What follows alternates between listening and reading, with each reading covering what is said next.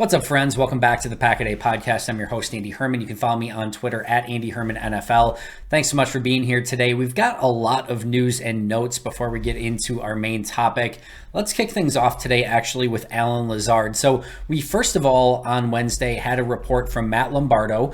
He said, per sources, as Allen Lazard approaches free agency, I'm told the Packers are making an effort to keep the 27-year-old wide receiver. So that's a little bit of an interesting update that I wasn't really sure what to make of it. And then we actually heard from Allen Lazard a little bit later in the day. He actually did an interview, and I'm not going to go through everything verbatim, but here were a couple of snippets from the interview. He said, Packers are a first-class organization, had nothing but positive things to say about the Packers. Basically said, like, he has high expectations for whatever team he goes to next because he spent basically his entire career so far with the Packers, save for a cup of coffee with the Jaguars early in his career.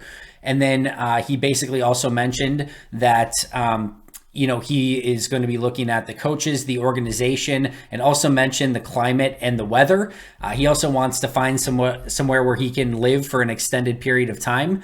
He did mention that the Packers, or that his agent and the Packers have had some conversations, but basically said that nothing that would prevent him from hitting the open market at this point. So while that basically confirms what Matt Lombardo's sources were telling him, that the Packers are having conversations or making an effort to keep Allen Lazard, it does sound like he still has full intentions of hitting the open market and seeing what options are available to him and, just kind of shopping around a little bit. And then he was also asked about Aaron Rodgers and basically just said he didn't know. He did say that he thought Rodgers didn't know and that there's basically no rush at this point. So we'll see. Not a ton of takeaways there, other than it does sound like Green Bay is still involved in those conversations for Allen Lazard. Now, listen, based off of the wide receivers that are available in this free agent market, I expect Allen Lazard to go out and command a pretty significant salary, and Green Bay does not seem like they are in any position to be able to do that.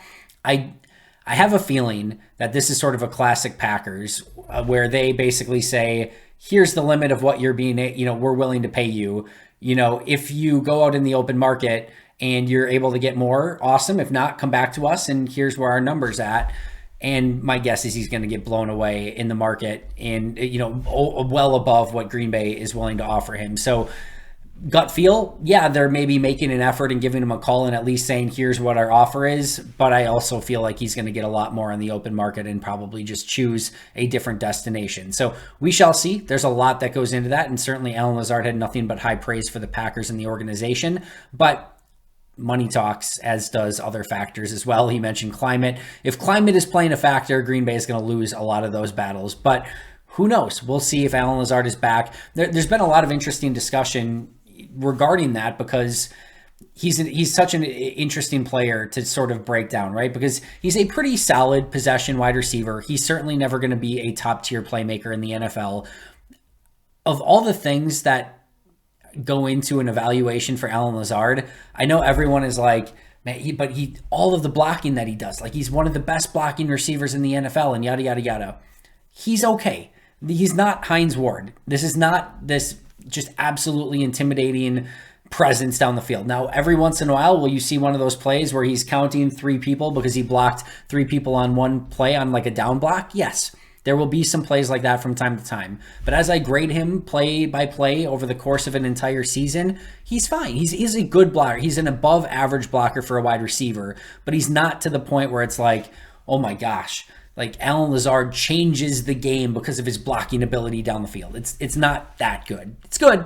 It's a bonus that he has, but it's not, like I said, it's not like Hines Ward, like best blocking wide receiver in the NFL or anything like that. And I always think it's funny when people are like, oh, they just should turn him into a tight end. Well, he's not that good of a block. He's not tight end blocking capable. And he's like, why would you put more weight on him to slow him down more? Like that doesn't make any sense either. So yeah, he's a really good wide receiver. I just think that in this situation, in this market, that he's probably going to get overpaid a little bit, and good for him. Like that's not an indictment of Allen Lazard. I just think he probably gets more money than the Packers are willing to spend, and I think that's okay. I think at the end of the day, and some of the things that I always go over with playmakers, I love the wide receivers that are able to block, but Like Christian Watson is a great example of a player who has dynamic playmaking ability, but is also an aggressive blocker down the field. That you can find those type of players.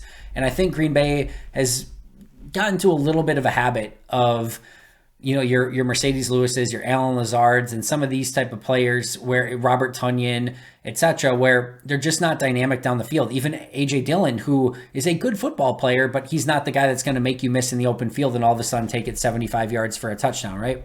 This is a playmaking league, and you've got to have enough playmakers out on the field that can just go out, get the ball in their hands, and make magic happen, right? Like that, in a way, is just the name of the game right now. And I do think Green Bay has gotten to a point where they need to figure out a little bit less of like the niche, like, oh, he's just, he does all the little things well. That's great. That's good. That's not bad.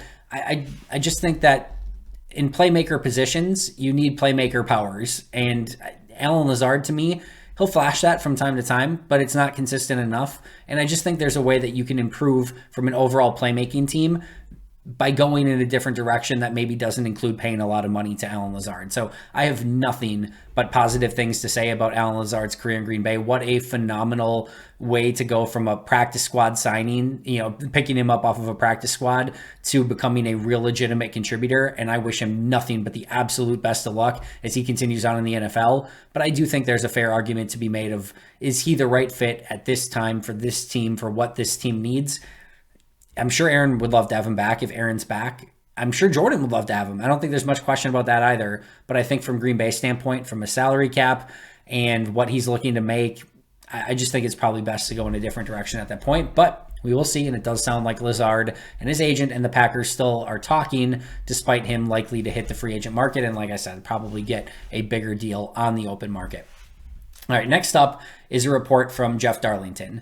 And this is very similar to the one from Tom Pelissero the other day and one side of the conversation that we've been hearing. And that is, quote, "It is very important from a very important Green Bay Packers source who quite honestly believes Aaron Rodgers will be back with the Packers and that all of this is being overhyped. He looks at the contract that Aaron Rodgers signed last year, the commitment he gave to the team, and believes that at the end of the day, Aaron Rodgers will be back with the Packers." So again, quote, "Very important Green Bay Packers source who quite honestly believes Aaron Rodgers will be back with the Packers and that all of this is being overhyped. He looks at the contract that Aaron Rodgers signed last year, the commitment he gave to the team, and believes that at the end of the day, Aaron Rodgers will be back with the Packers." So again, what Tom Pelissero said a couple days ago, we've heard these type of reports as well. And this is where, like I said, tomorrow, a new, journalist or a new, beat writer or someone may come out with a totally different source and say, there's no way Aaron is coming back. And then the next day it's going to be Aaron is 100% coming back. And then it's going to be this roller coaster of emotions and reports. And we're probably going to get pulled in 10 different directions. And today, it seems to be that the breadcrumbs over the last few days have been more of like, he's coming back. He's going to be in Green Bay. Whereas I think really the last couple weeks before Pelissero's report the other day, the breadcrumbs had been, all right, he seems to be going to another team. And I think that, again, it's just a perfect example of what Aaron kind of said when he was on Pat McAfee last week of just like, nobody really knows at this point. And I do think there is a major difference that's worth noting here of when Aaron says nobody in my inner circle is going to talk to anyone that's reporting on this stuff. That's an important note because that means if it sounds like anything's coming from Aaron Rodgers' side of things, if there's an anonymous report that says per a source close to Aaron Rodgers, he doesn't want to play for the Packers this year. If you hear that, then you have to go back to what Aaron said and said, all right, I really need to take that with a grain of salt because Aaron said point blank, all right, nobody is talking to anyone in my inner circle. And he seemed very confident in that. So again, you can always take it for what it's worth. And maybe you believe the person reporting it, but that's different, right? That's different than if you hear a source close to the Packers says this. Aaron Rodgers' circle may be closed off. The Packers' circle may not be quite as closed off. So I know some people have wanted to say anything that's reported about Aaron Rodgers is just complete garbage, and everyone that's writing about it is a hack because Aaron just said his inner circle is tight and no one knows anything. From his side of things, that very well may be true, and I tend to believe that because we haven't really heard a report close to Aaron Rodgers. We haven't really heard much of that. But we have heard reports from Green Bay's side of things. Now, we've heard differing things, and that's where it gets a little cloudy and hazy, and you have to sort of read the tea leaves and pick and choose what you want. But that's a different story. That that could feasibly still be true, that these reports are from sources within the Packers organization. That is a real possibility. So just because Aaron's inner circle is closed off doesn't mean the Packers' inner circle is completely closed off. So this is the latest. Jeff Darlington says, again, a very important Green Bay Packers source believes Rodgers will be back with the Packers and that this has been a bit overhyped, which it very well could be. Only time is still going to tell, and hopefully, as I've been saying, we hear sooner rather than later. Meanwhile, Ken Ingalls, who is doing his salary cap research, stumbled upon a little nugget that I haven't seen confirmed anywhere else yet, but according to him and according to the contracts that are on file, at some point late last year, Jake Hansen actually signed a contract extension. No idea.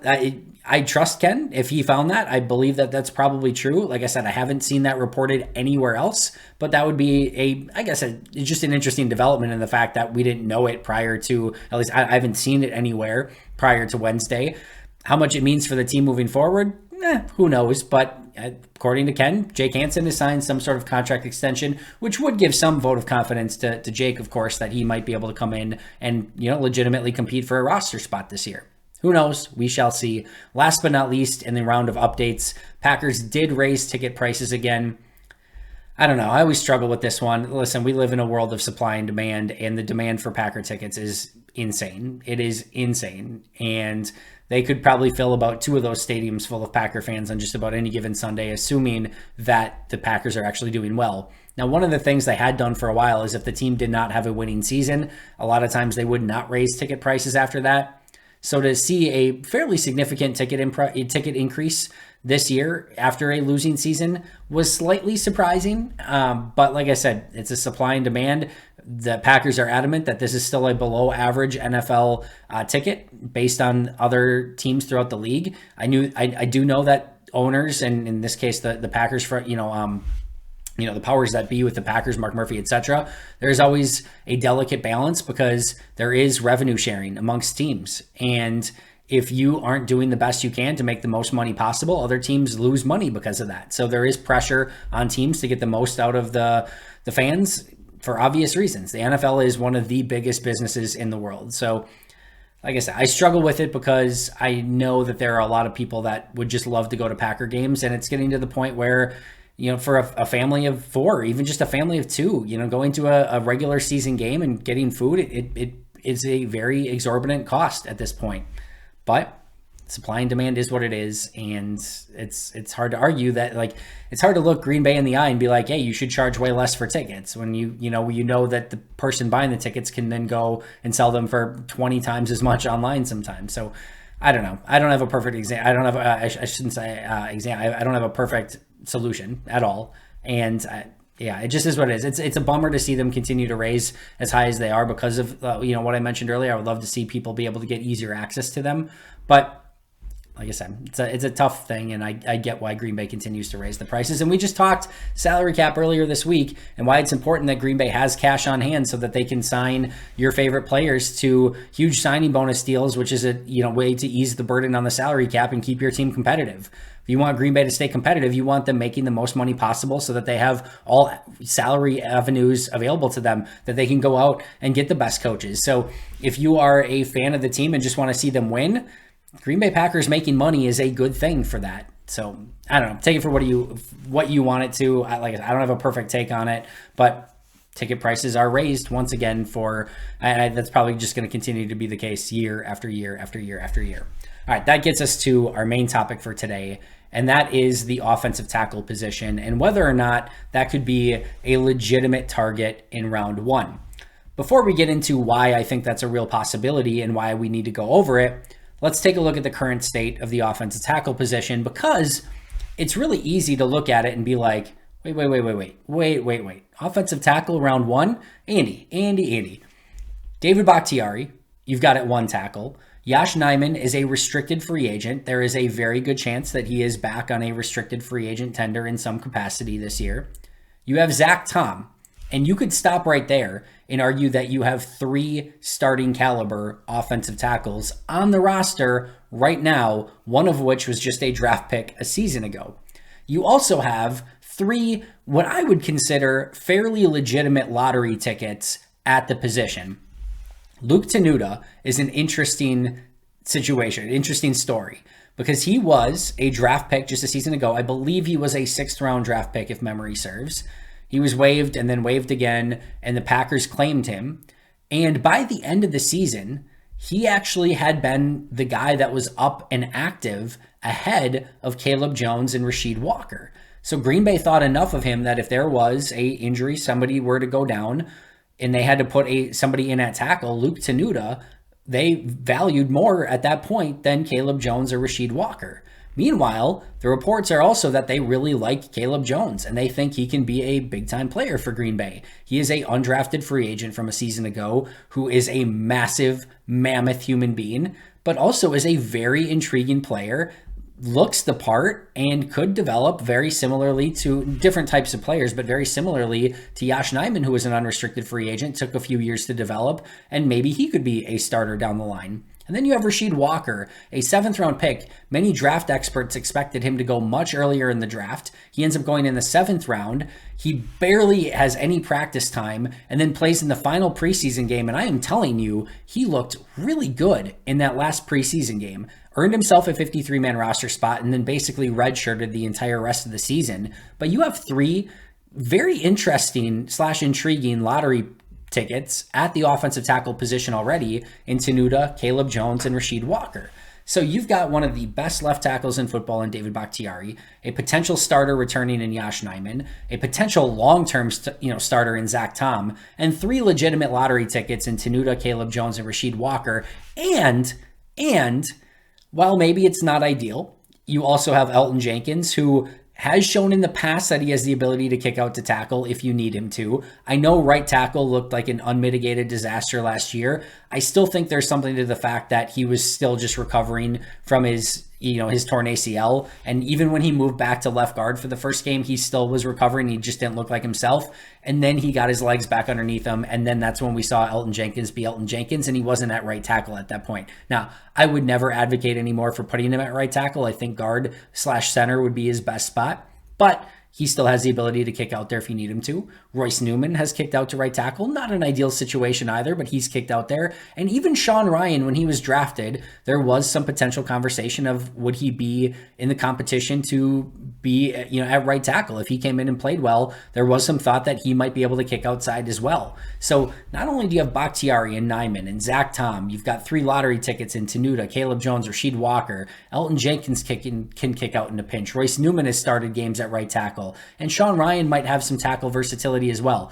That, by the way, is 9 players who have some tackle ability on this roster right now. Besides Nijman, who's a restricted free agent, and they'll have to figure out something there. But that is a lot of potential depth and really the ideal situation, right?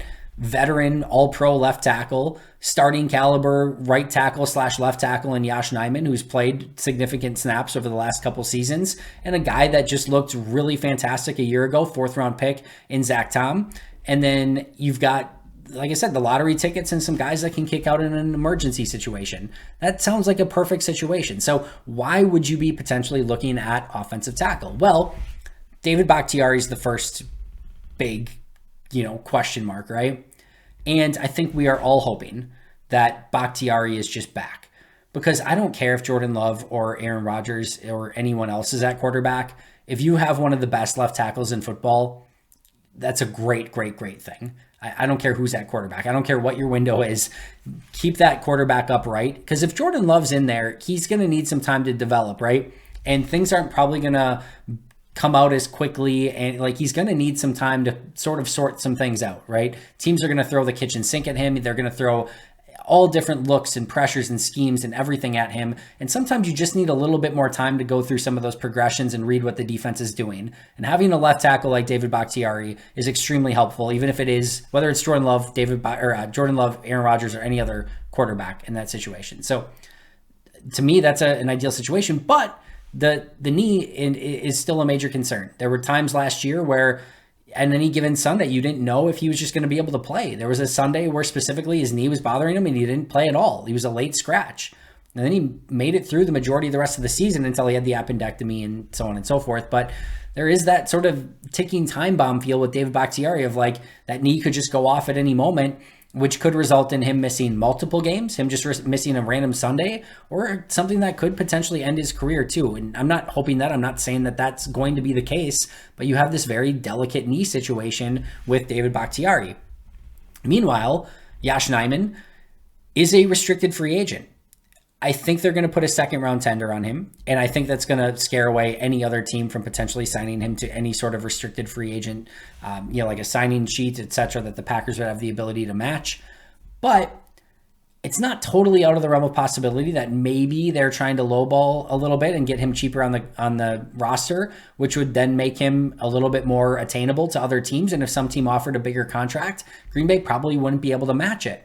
The other thing is there's potentially a scenario too where if Yosh signs back on a second round tender and then they sort of restructure him and use some void years where he gets a really low salary cap hit, and let's say Green Bay drafts an offensive tackle and feels really good about Zach Tom at offensive tackle as well, they could in that situation look to trade Yosh Nijman, because I think he's probably on a very cheap deal coming off of 2 seasons where he's a starter with the ability to play left tackle or right tackle.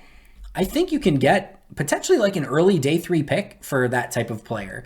So I do think there is some potential where he could be a trade candidate if they all of a sudden did have Bakhtiari, Zach Tom, and let's say they spent a first round pick on a tackle. I do think Yosh has trade value there. So that's not 1,000,000% set in stone that he could be back. And if they did draft the tackle, there could be an avenue there where maybe they could look to trade him as well. So will Bakhtiari be back, or what level of risk are you willing to have with him still on the roster? Yosh could potentially be either a restricted free agent loss, or he could maybe be a trade candidate as well. And then, of course, you always have to look forward to 2024 as well. David Bakhtiari, the Packers could save $21.5 million in salary cap space next year in 2024 by releasing David Bakhtiari. If his knee continues to give him any issues whatsoever, that's a real legitimate possibility. Meanwhile, he will be an unrestricted free agent if everything stays as is in 2025. Yosh, even if he's back this year and stays the entire year and looks good as a starter, he is going to be an unrestricted free agent in 2024, just next year. So he is not guaranteed to be a long-term member of the Green Bay Packers at this point. And we're also still a little bit unsure of Zach Tom's long-term position. And while personally, I think he seems best fitted for a left tackle position, and I think his second best position very well may be right tackle, it's possible that center or guard could become his long-term home as well. And if all of a sudden Zach Tom gets an opportunity at center or guard and just goes out and kills it, there could be a scenario where they still are very much in need of a starting offensive tackle, either this year or potentially next year. So there are a lot of ways that this tackle depth and what looks like a really strong offensive tackle group right now could start looking not so great, even as soon as this year, but certainly next year and going into the year after. And while offensive tackle might seem on the surface like a very hard sell, you have to look at it as what Green Bay likes to do. What is their MO as a front office and an organization? And I know everyone wants wide receivers and weapons and, playmakers on defense and offense. I get all of that. I totally do. I understand it. I'm a huge advocate for adding more playmakers as well, but I'm also a pretty strong believer you can never have enough really good offensive linemen. And I do like some offensive tackles in this draft quite a bit. But what does Green Bay like to do? And there's always exceptions to the rule. In fact, we saw 2 of them pretty significantly last year. But they like to always draft a year in advance before they have a major need. And with David Bakhtiari and Yosh Nijman potentially being gone either this year or next year, you could have a situation where next year the new offensive tackle plus Zach Tom could be your long-term offensive tackles. But if you don't have a first-round offensive tackle, you don't have somebody to take that place, now you're in a much more difficult position going into next year. But they love young, athletic players at the key premium positions when they're selecting in the first round. Those key premium positions that they love to draft: quarterback, offensive tackle, edge, defensive line, and corner. Go back all the way to the start of the Ted Thompson era and through the Brian Gutekunst era, and you will see first-round draft picks littered at QB, OT, edge, defensive line, and corner.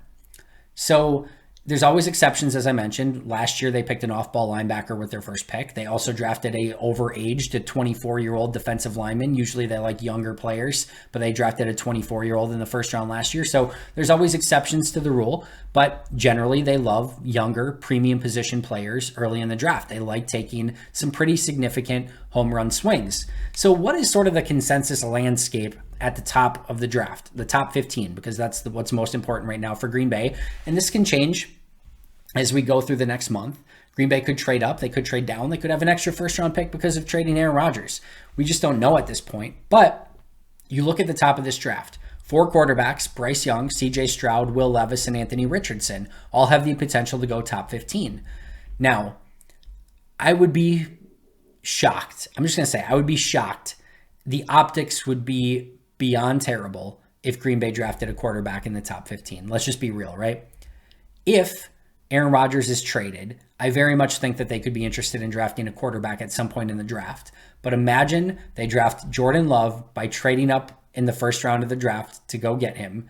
He has to sit behind Aaron Rodgers for 3 seasons, finally gets his opportunity in year 4, and then they draft a player at 15, which was a higher pick than what they used on Jordan Love. Imagine you're Jordan Love and his agent. You're like, are you kidding me? I sat patiently for 3 years. I finally get my turn and you go and draft a guy at 15 at quarterback at the same position. Are you joking me?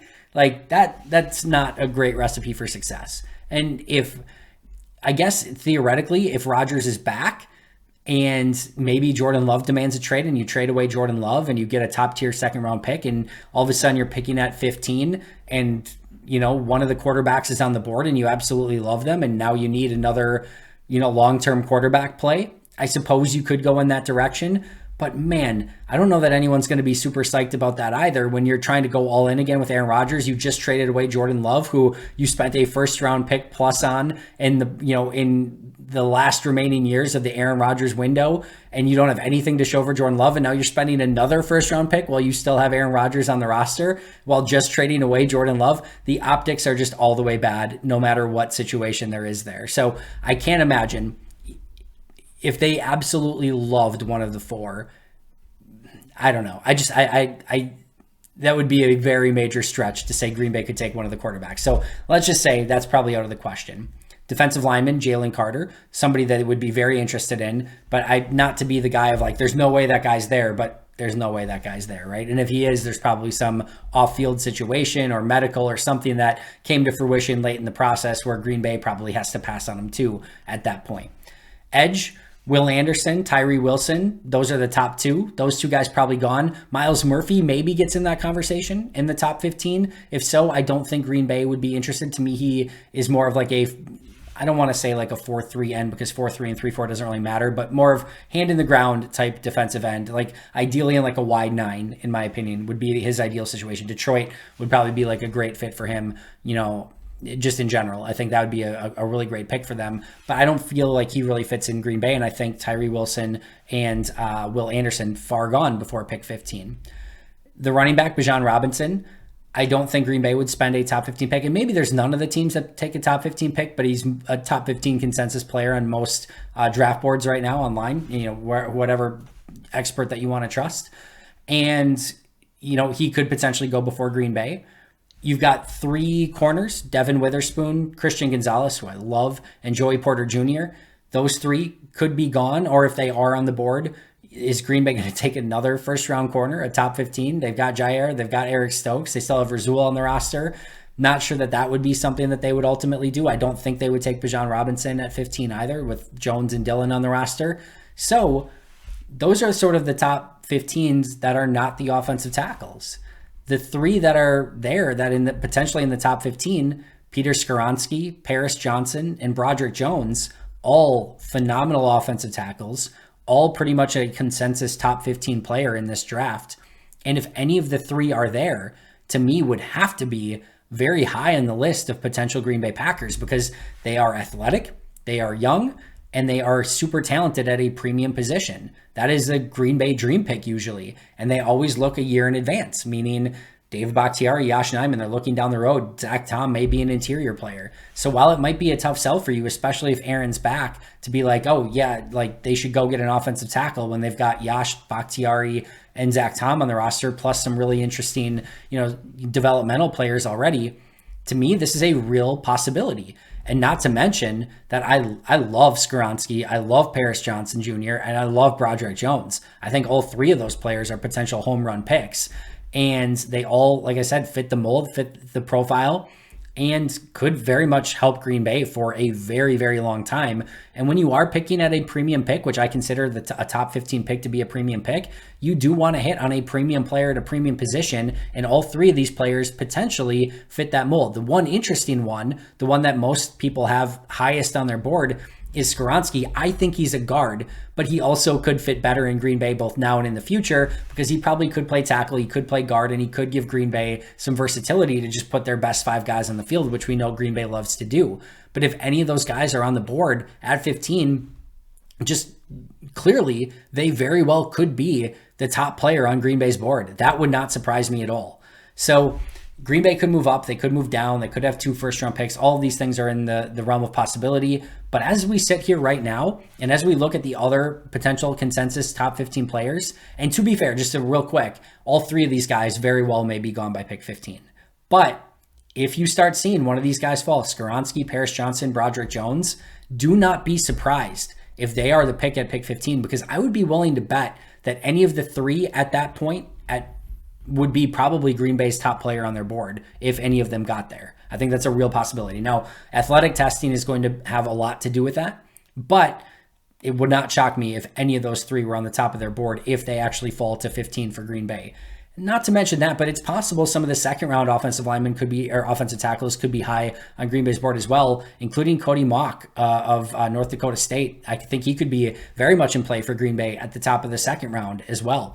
DeJuan Jones, Darnell Wright, probably not the usual ideal molds for what Green Bay likes, although neither is Caleb Jones. A different connotation there because Jones was an undrafted guy, but they are big physical offensive tackles. I know DeJuan Jones probably more of a right tackle, but Green Bay could look in the second round too. So long story short, I just want to say, I know you see all the mock drafts right now, and you see some edge rushers, you see some tight ends, you see some wide receivers, you see a variety of different positions that Green Bay could go with at pick 15. And I think you look at the roster and you say, all right, Bakhtiari, Zach Tom, Yash Nyman, all right, they don't need an offensive tackle. Don't be surprised. That's all I want to say is, and we're still early in the process, but as I watch these offenses, and I'll just say it one more time, Skoronski, Paris Johnson, Broderick Jones, I had the opportunity to watch all 22 on all 3 of these guys recently. Love their tape. All 3 of them have things to work on.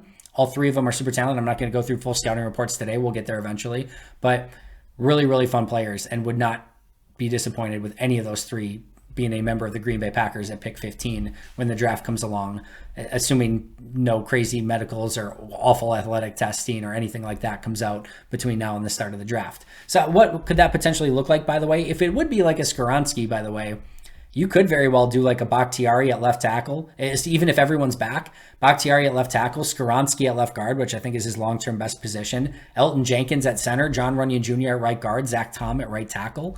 Have Josh Myers and Yash Nyman still on the bench, Royce Newman as your number 8, Jake Hansen, Sean Ryan, Rasheed Walker, Caleb Jones, Luke Tenuta. You have some pretty incredible depth there at that offensive line position. That would be pretty interesting. I would love to see Josh Myers get some real competition at that center position, whether from Jenkins or Zach Tom or a rookie. Don't care, but he needs competition going into this training camp. Just saying, don't rule out offensive tackles as you're starting to look at some potential picks at pick 15 for your Green Bay Packers. That's going to do it for me. Thanks for joining me. Always appreciate you. We'll be right back here tomorrow with a special guest, so make sure to check that out. But until next time, and as always, go Pack Go.